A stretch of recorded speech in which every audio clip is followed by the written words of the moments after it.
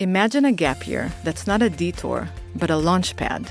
At the Shalom Hartman Institute's Chavruta Gap Year program, students spend a year after high school in the heart of Jerusalem, immersed in serious Beit Midrash learning with Hartman's world-class faculty, including leaders such as Donil Hartman, Tal Becker, and Ilana Steinhain. Blending community, leadership, and rigorous learning, Chavruta pushes students from North America and Israel to grapple with the most significant questions facing the Jewish people and a Jewish and democratic Israel. If you're looking for a gap year where you're challenged, grounded, and ready for campus and beyond, learn more and apply at shalomhartman.org/gapyear.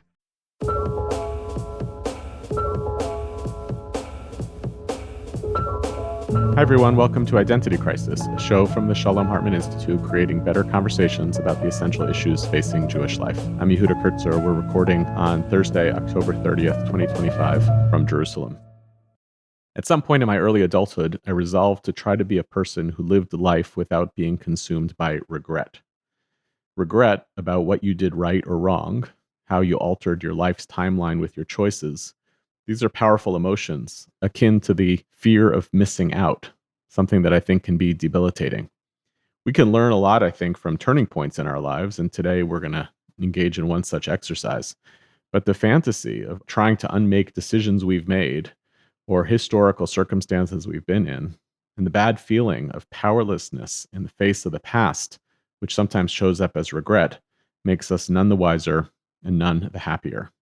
It's interesting to see how much this genre of alternate histories has grown up to ask those kinds of questions in the past 100 years or so.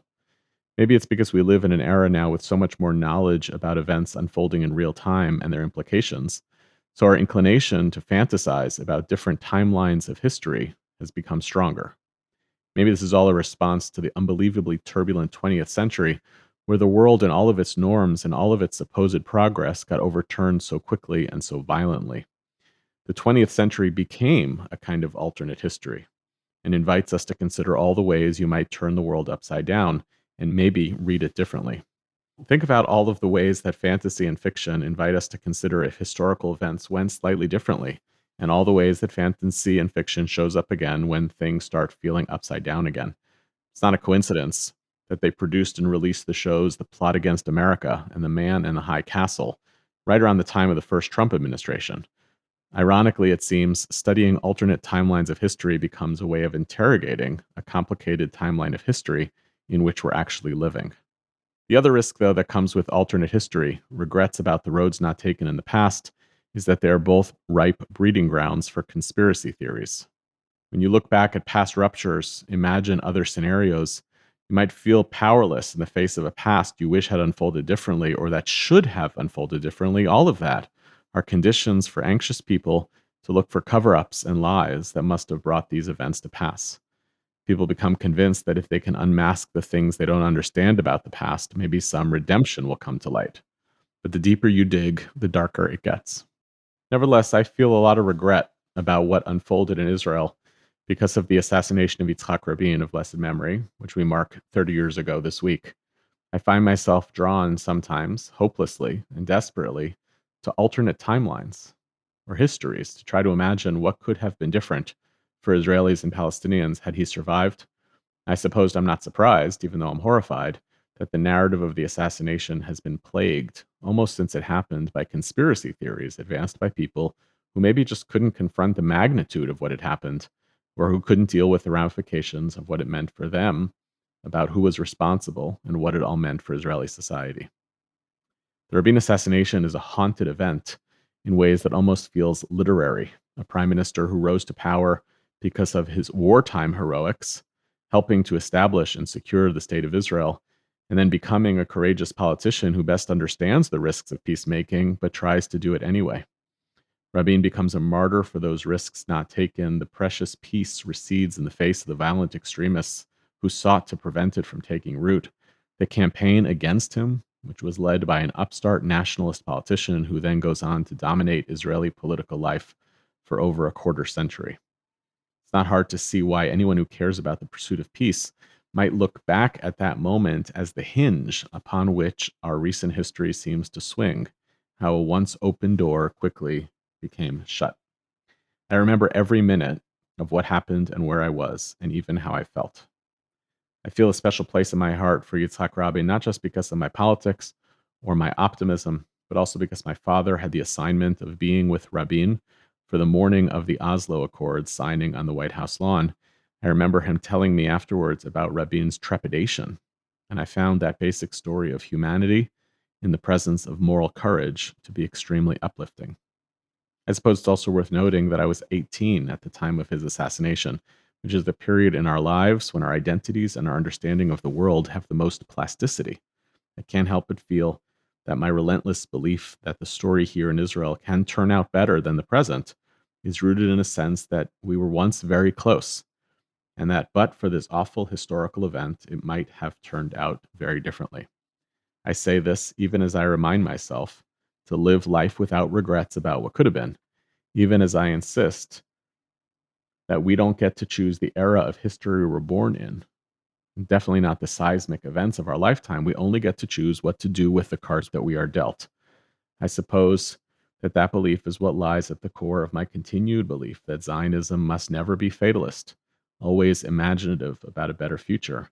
Even so, I know that a small piece of that Zionism died that fateful night in King Square in Tel Aviv 30 years ago. The Five Books podcast asks Jewish authors not only about their latest work, but about the 5 books that shaped their Jewish identity. To mark 100 years of National Jewish Book Month, a project of the Jewish Book Council, the 5 Books podcast is celebrating by creating a digital literary time capsule. They're asking Jewish leaders, what Jewish book do you hope people are still reading in 2125? I'm picking The Chosen by Chaim Potok, which is a great American Jewish novel. This is an anxious time for American Jews. I'd like to think that if we're still reading the great American Jewish stories 100 years from now, it will mean that our community is still thriving and that we will continue to cherish the amazing cultural output that American Jews have been producing for hundreds of years. Now more than ever, it matters that we create space for Jewish authors and stories. Listen to the 5 books wherever you get your podcasts, and let's build the next 100 years of reading Jewish books together.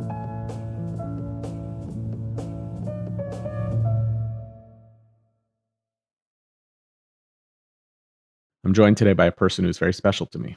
Yossi Beilin held 4 ministries in government, was a key leader in the Labor Party for a long time, then later served as the chair of the Meretz Yachad political party. He was a critical figure in the peace process, a leader in the back-channel negotiations that led to the Oslo Accords. He was the founder of the Economic Cooperation Foundation, a nonpartisan think tank devoted to strengthening the infrastructure to make possible peace and coexistence between Israelis and Palestinians. Now, in addition to his life in the private sector, he is also the chair of Hillel Israel. Yossi provided the inspiration and the idea behind Birthright Israel. He has always represented for me the North Star of what it means to be the full combination of a patriot, a critic, and a peacemaker. I had the privilege years ago of interning for Yossi for 2 summers in college, both in the Knesset and at ECF. Those were formative experiences for me, and I think about them often. Yossi, I'm very honored that you're taking time to be with us today. Thank you for being on the podcast. Thank you. Thank you very much. I want to ask you to take us back 30 years and maybe just paint a picture of what you remember from that night of the assassination. Where were you? What were your initial emotions and what was your sense at the time? I'm sure it was not just a tragic, but a traumatic experience for you. I was in New York and I had some meetings there. It was Saturday, and in Saturday there was a brunch offered by Coletta Vital, who was then the Consul General of Israel in New York. Dozens of people participated in this event, and some of them were Israelis who happened to be in New York, and most of them were American Jews. And one of the main issues on the agenda was the demonstration, which was planned to take place later on in Israel in support of peace. So people asked me whether I thought that enough people will participate, these things. And after my talk with them about the prospects for peace, it was very, very close to the decision of Israel and the PLO to have an interim agreement for 5 years. And I went back home on foot to the hotel, and I was accompanied by Amos Oz, an old friend of mine. He knew that I was very eager to have a permanent agreement with the Palestinians and to cut the long term of 5 years. I thought that it was a mistake to have an interim agreement rather than a permanent one. So I told him where we stood with the permanent informal efforts. And he had many questions and he was very positive and helpful.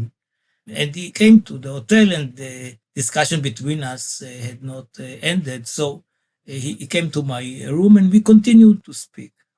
And as we were speaking, the head of my office called me and said that there was an attempt on Rabin's life and that he was wounded. So both of us were shocked, but when you hear something like this, you want to believe immediately that he was wounded, but well, he will be cured this way or another. And then she called me again and she said that he died. And Amos and myself hugged each other and cried like babies. It never happened to me before. I mean, not that I never cry, but in the funerals of my parents, never, never. I think that both of us, Amos and myself, thought that it was the kind of the end of the world. And then my bodyguards tried to find, of course, a way to bring me back to Israel as soon as possible. And I, of course, gave up on my other missions in the United States. And Ehud Barak happened to stay in the same hotel. So we coordinated our flight back. El Al had to ask some people to give up on their flight, which was not very convenient, but I was assured that they understood the situation and had no complaints about it. We sat together, Barak and myself, the whole flight. We never slept. And we talked with each other about what might happen in the future. Well, this discussion was never recorded. It's a pity because it shows something about our hopes, but also about our mistake. And the mistake was that the man could be assassinated, but the mission and the aim could not be assassinated.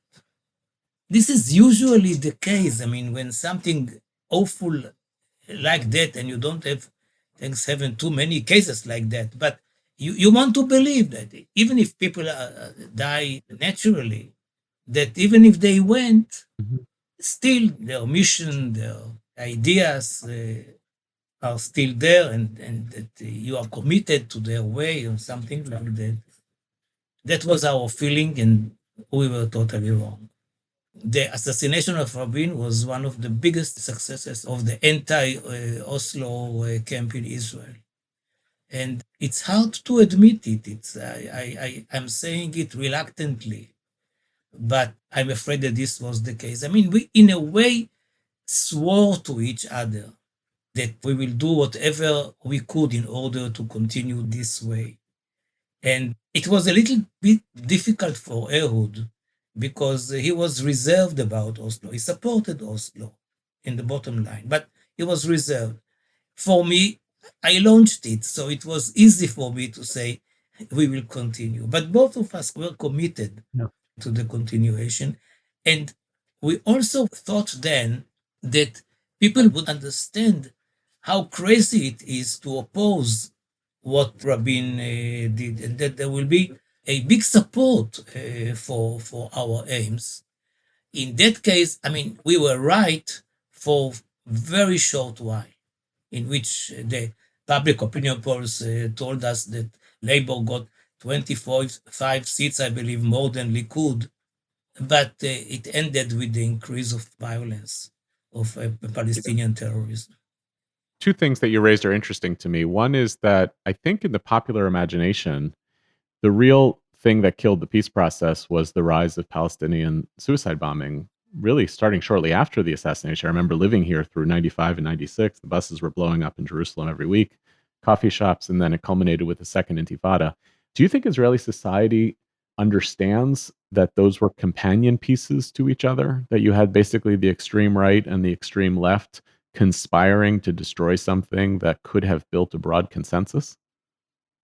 I don't know. What I can say is that Rabin was committed to it, although I must admit that many things that he did and said, it seemed as if he did it against his will. Mm-hmm. Even voting once in the party on something, and he was asked, I remember, would he vote? He said, yes, I'll do it. In many cases, he did things, but was seen as somebody who was hesitant about it or did it only because he had to.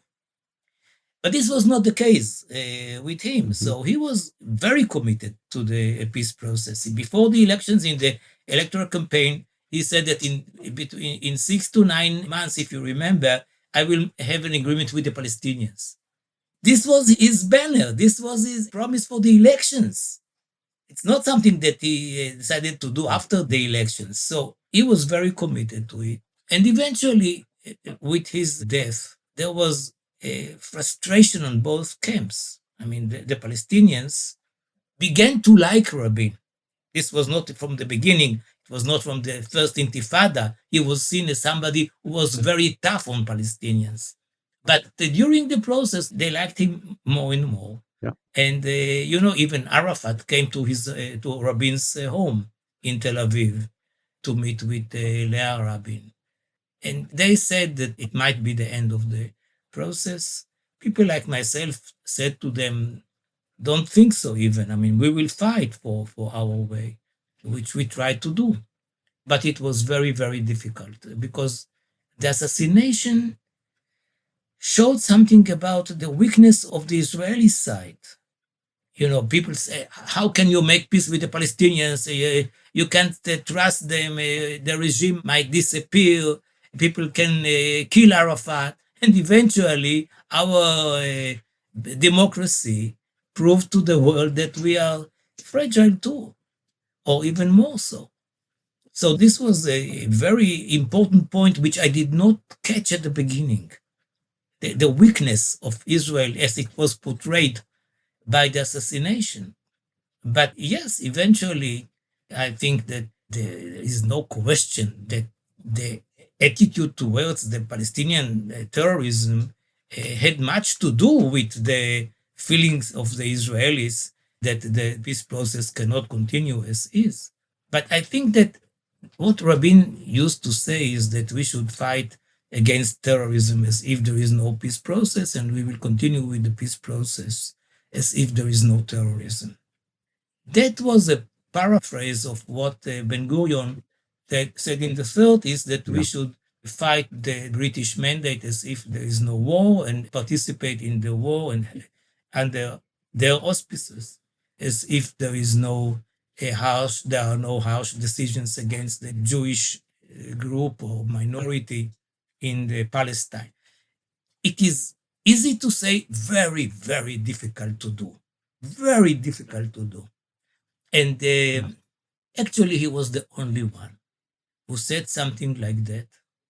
And since him, I mean, nobody said the same. He was strong enough to do that. And in the worst days, in the darkest days of terrorism, he would say, okay, it's very sad. He used to go to every event of terrorism, and people would shout and scream on him. But he went there and said, even there, we should continue with the peace process, because he understood that peace is a very, very important part of security. And after that, it was apparently very difficult for his successors to do the same. It's a complicated thing that you're saying, which is that, you first said that there are just dimensions of Israeli society that become revealed as weaker than anticipated and exposing a whole variety of fissures in the society that have been exploited, actually, politically for the last 30 years. But at the same time, it may not have been the society, it may just have been a unique individual. It certainly felt that way. It felt that the gap between how Israelis understood Rabin and how they understood Peres was enormous. And the trust that they were willing to put in Rabin and the trust that they were willing to put in Peres was enormous. The difference between those.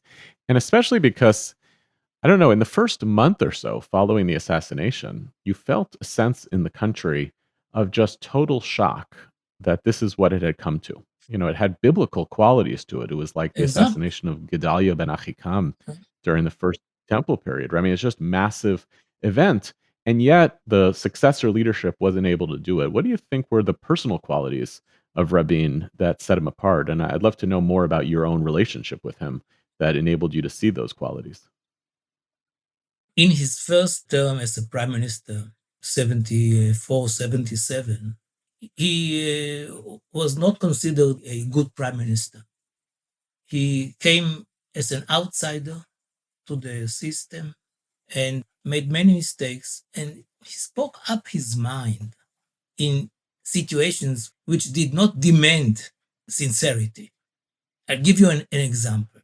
In his first visit to the United States as a prime minister, he had a long discussion with President Carter. At the end of the discussion, Carter asked him whether he would like to come with him to the second floor to see his daughter there. And he said no.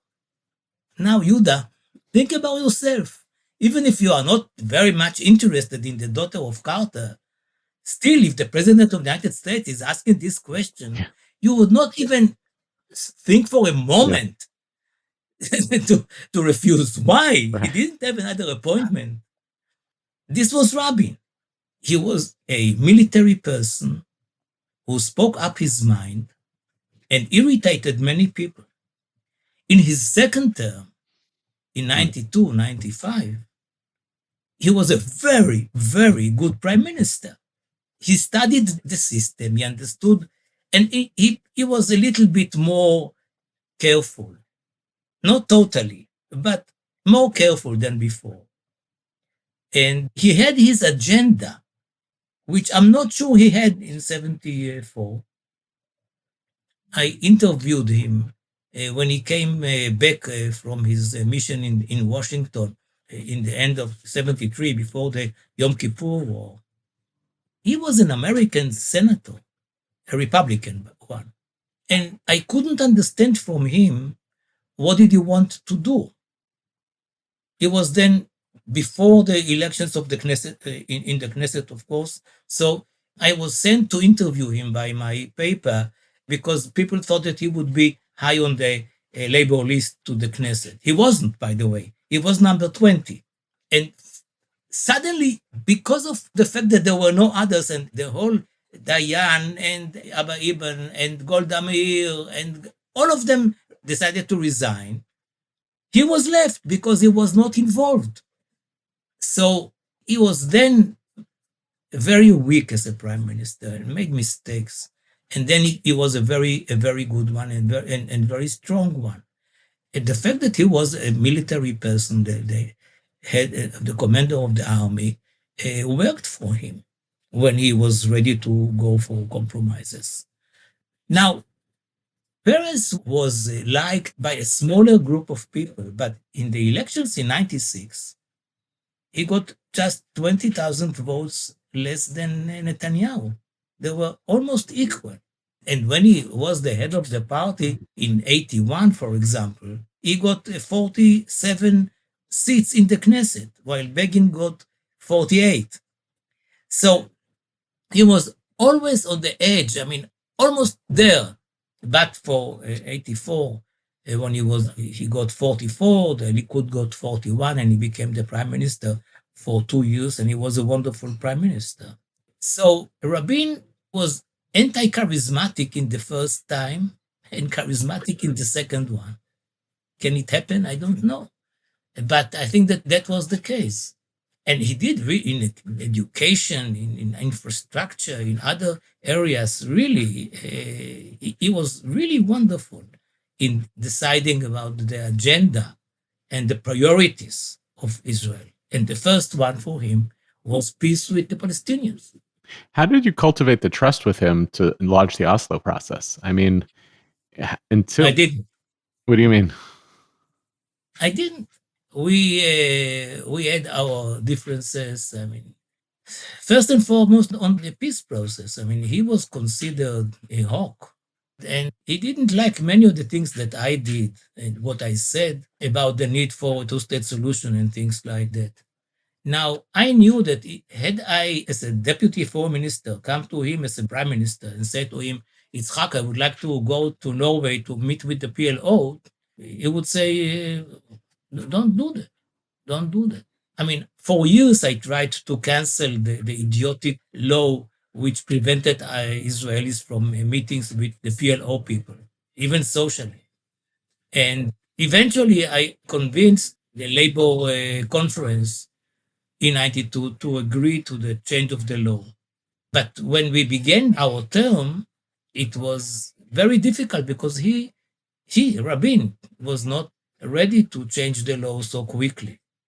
And when eventually I put some pressure with the Meretz members of the Knesset to change the law, to abolish the law, he appeared in the Knesset and said, the fact that we changed the law and that it is not forbidden anymore to meet with PLO people doesn't mean that we are going to negotiate with the PLO. We were on the a few days from the first meeting with the PLO people. And I knew that he would say no to me had I not concealed it from Peres and Rabin. Only later on, what really happened, because of his promise to the people to have an agreement with the Palestinians, and there was no clue. He didn't have a plan. That is something that I revealed only later on. He didn't have a plan how to do it and with whom to do it. So he became a prime minister. This was the first priority, and how one does it. And then when we came to him in February 93, telling him about the channel that we opened in Oslo. He felt that he did not fulfill his commitment to the people.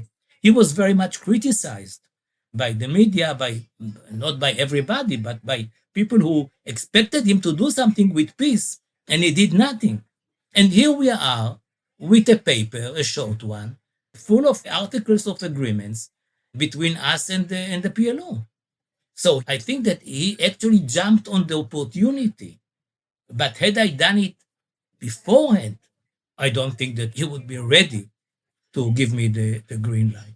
The story I've always heard was that the final status agreement was on Rabin's desk when he was assassinated, or at least the 5-year plan. Do you feel that it was actually that close? That had he not been assassinated on that night, there would have been something signed within a very short period of time? Or was there still a lot of work to do, both vis-a-vis the negotiations, but also vis-a-vis the will of the Israeli people to actually get behind an agreement? The will was there. I mean, people were supportive of it. Maybe the majority was not huge, but you can see the public opinion polls. With big terrorist events, it went down. When there was a kind of a lull, it went up. But we had to get to a permanent agreement by May the 4th, 1999. So we had time. You spoke about the opportunities in life and the fact that it is actually impossible to get to a certain point in your life and to say, now I have another decision. So it's impossible to know what would happen had he not been assassinated. Yeah. Even the polls were not too good for him. So he could be just, he could fail in the elections. But I'm sure that had he remained prime minister, he would do whatever he could because of this, continue with the peace processes if there is no terrorism, and towards a peace treaty with the Palestinians. I'm not sure about it. Nobody can be sure about it. I'm very careful not to say it was almost there because we didn't begin even the talks about the permanent agreement. We didn't begin it. It was just few months after signing the interim agreement in September 28th, 1995. Yeah. Nothing. I mean, he was actually assassinated because of the interim agreement.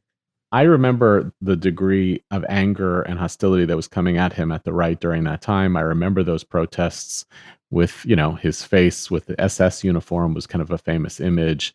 The incitement that was taking place at Likud rallies that Netanyahu presided over. So I guess I have two questions. I'll start with the first, which is, In hindsight, it all makes sense. That climate of incitement would lead to something like this. How much fear was there at the time on the inside of the Rabin circle that something like this could have happened? When you heard the news, you were shocked, but were you also not shocked, given the vociferousness of the hate against him? It was inconceivable. Hmm. Inconceivable. I mean, when I'm speaking about the mistake that we were making, we believed that there would be opposition to the Oslo process on our side, on the Palestinian side. But what we could do is to extrapolate from the past and to remember what kind of demonstration we had in the past, closing roads and things like that, even main roads. But this is what we knew. We did not think about suicide terrorists. We did not think about killing our prime minister. He did not think about it. He did not even wear a vest, Yeah. anti-bullet vest. I remember we had a meeting with him, all the ministers. No, it was the party members of Knesset, and we spoke about the demonstration. And I don't remember who was it. It was not me, but one of us asked him whether he was going to wear a vest, and he said, as if something like that doesn't happen in Israel. Oh. This was the shock. You know, I also remember being so surprised by the speed through which Netanyahu recovered politically from having presided over these rallies to actually becoming electable to the Israeli people. I mean, it's not as surprising as the fact that we have the videos of young Itamar Ben-Gvir threatening the prime minister in 1995, and he's a minister in the Israeli Knesset. But that, at least you can say, that takes 25 years.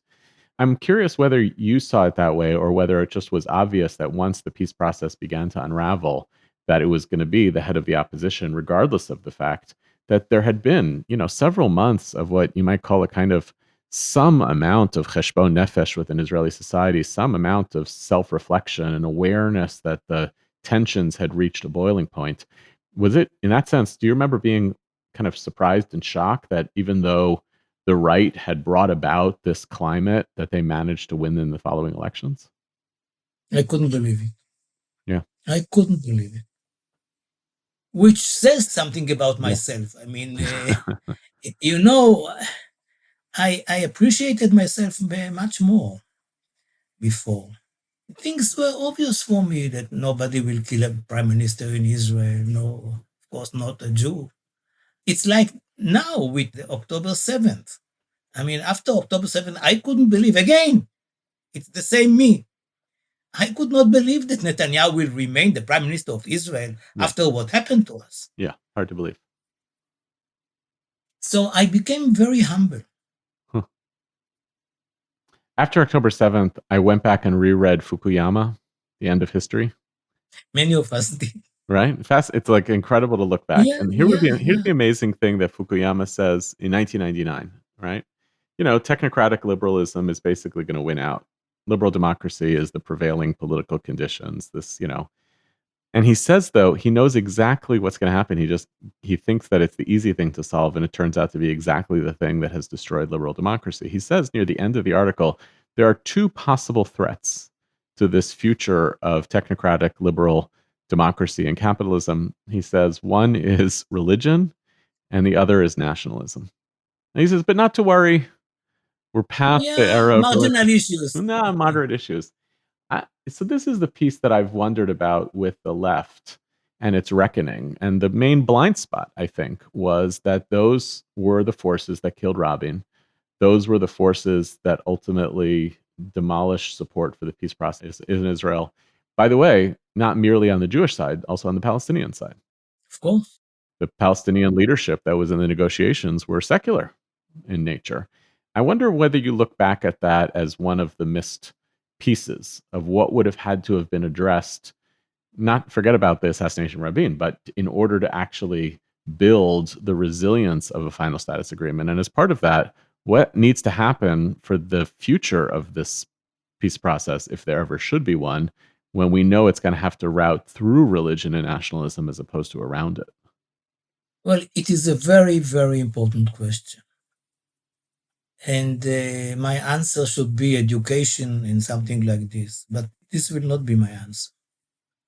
I think that we are speaking about a small number of people. I'm speaking now about Israel. Maybe it is not the same on the Palestinian side. We knew where from the danger may stem. We know them, we know where they live. And I think that if tomorrow there is an effort to get to a permanent agreement, we should be sure that these people are controlled. Sorry for the answer, I hate it. But eventually, the idea of education for peace is important and is done, and I'm involved in it. But I know that you cannot prepare the people for peace in a few years and hope that it will succeed. It is an ongoing process of educating people for peace, for the understanding of the other, and understanding that peace is a vital part of security and so on and so forth. So in the meantime, you should do it both. I mean, you should continue and educate if you can. But on the other hand, you should be tough on these people. You know them, and you can prevent it if you know them. There seems to be no resolve in Israel to deal with the extremism. None at all. I think that it is feasible. I mean, you have people who are against the state of Israel, extremists, but against the state of Israel from their own crazy ideology or whatever. These people are there, and you know where they live. Yeah. And it's a funny day to be talking about this a little bit because, half of Jerusalem is shut down right now with hundreds of thousands of ultra-Orthodox men blocking the entrance of the city. And I heard years ago an explanation of why the rabbis permit these demonstrations from happening. And it has to do with their own control of their own communities, which is once in a while, you got to let people take out the steam in closed societies, and then it enables them to come back and basically be obedient in their systems. But it does mean that society is kind of constantly making a choice which battles to fight and which battles to ignore. And it's been a source of frustration to me that there was no real efforts to continue to suppress the kind of violent extremism in Israel. It doesn't get prosecuted in the West Bank. Exactly. Unbelievable. All right, I'm going to ask you one last question, if that's all right. It's a hard question, I guess, thinking back to Rabin, but maybe using Rabin, and especially given the moment in Israel politically, where, as you said, education is critical. Our organization is trying to be at the forefront of promoting something of a conversation about peace that could try to find ways to have language within the Jewish tradition to appeal to the folks among our people who are least hospitable to it in some ways. Anything providing you with some optimism that the legacy of Rabin and the peace process could one day come back? I know you still speak about it. I know you speak now also about other models, confederations, other scenarios that were not where this process was leaving. Where are you looking these days for the kind of optimism to take inspiration from that period of time, that window of history that closed at that time, to figure out whether the story of peace between Israelis and Palestinians could really be possible? It will be possible because we cannot afford ourselves something else. I mean, there is the demographic clock, which is ticking. We are 7.5 million Jews and 7.5 million Palestinians between the river and the sea. These are the numbers. So it won't take long before it is a minority of Jews dominating a majority of Palestinians. And then Israel will not be a democratic state because it will have to issue laws which resemble other countries, especially one. And we cannot do that. So Israel must find a solution. And the solution of partition is not the first option, but it is understanding during the years that the idea that all the American Jews will come to Israel and that there will be no demographic problem is not a serious one. And the number of Jews that we have, we must divide the land. That is why I'm optimistic about it. And for the Palestinians, for sure, this is the only way for them to fulfill their right for self-determination. And the main problem today is not to solve the issues of Jerusalem and the refugees and borders and so on, because we have solved them informally and formally during the last 30 years. We know by now almost exactly what is the room for maneuver for each of us, Palestinians and Israelis, in which we can agree. So the main issues are behind us. For those who want peace, I mean, those who don't want peace, it's still far from that. But the point is to deal with the major issue, which became the major issue. It is the settlements. I mean, the number of settlers when we signed the Oslo Agreement was about 100,000. Today, it is more than 500,000. And I don't see any potential prime minister in Israel, even somebody who is really moderate and understands the need for peace, who is ready to evacuate hundreds of thousands of Israelis. Of course, most of them will be part of Israel in a context of a land swap. But still, about 200,000 Israelis will find themselves in the Palestinian state. And if you have a confederation, and if you say that each of them would remain an Israeli citizen, but will become a Palestinian permanent residence, and the same number of Palestinian citizens would be allowed to become Israeli permanent residents, you are solving the major issue on the agenda. So you need somebody who is strong enough, understands how important it is and how urgent it is. And you have these people, even in the current leadership, who may go for it if they decide. What I'm saying about Rabin is that he did not suggest to sacrifice himself as an Israeli army officer, but he was ready to sacrifice himself. And he knew that such a danger exists because of his commitment to his country. And the same with peace. I don't know whether he took it into consideration, but he was ready to die for his country in peace and war. And so if you ask me about the legacy, he didn't leave books and ideologies and things like that, but he left his own memory. He, as a leader, with the advantages and the disadvantages, is a symbol. And I think that people should understand that you can achieve a lot if you take into account the price that you may personally pay. You know, I understand that we are close to the end of this interview, and I can tell you something about Yasser Arafat, which has nothing to do with Rabin. It happened after his assassination, 5 years later. In the Camp David talks with Barack and President Clinton, there was a moment in which the American group suggested something to Arafat. And after some hours, Arafat came to the Clinton and said to him, Mr. President, I must tell you, I mean, I got your paper, but if I accept it, you will come to my funeral. This was something that President Clinton told me later. So I said to him, Mr. President, so what did you say to him? He looked at me and said, Yossi, what would you say to him? I said, if I may, I would say, so what? And I think that Rabin was the one who said to himself, so what? It's a really powerful place to stop. Yossi, I can't thank you enough. Thank you very much. Thank you for having me, and thank you for this discussion.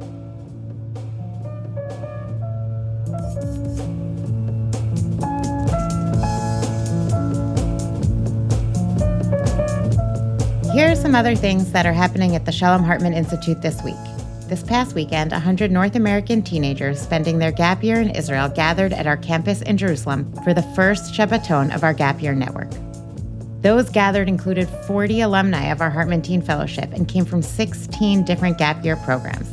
They immersed themselves in text study, peer-to-peer conversation, Shabbat celebration, and discussion with top scholars on the topic of Israel at this moment. To learn more about the Wellspring Gap Year Network and how Hartman is building the pipeline of young Jewish leadership, check out the link in the show notes. Thanks for listening to our show, and special thanks to our guest, Yossi Beilin. Identity Crisis is produced by me, Tessa Zitter, and our executive producer is Maytal Friedman. This episode was produced with assistance from Annie Beyer-Chaffetz, researched by Gabrielle Feinstone, and edited by Josh Allen, with music provided by So Called. We're grateful to the Charles H. Revson Foundation for supporting the Shalom Hartman Institute's digital work, including Identity Crisis. Transcripts of our show are now available on our website, typically a week after an episode airs. We're always looking for ideas for what we should cover in future episodes, so if you have a topic you'd like to hear about, or if you have comments about this episode, please write to us at identitycrisis@shalomhartman.org. For more ideas from the Shalom Hartman Institute about what's unfolding right now, sign up for our newsletter in the show notes and subscribe to this podcast everywhere podcasts are available. See you next time, and thanks for listening.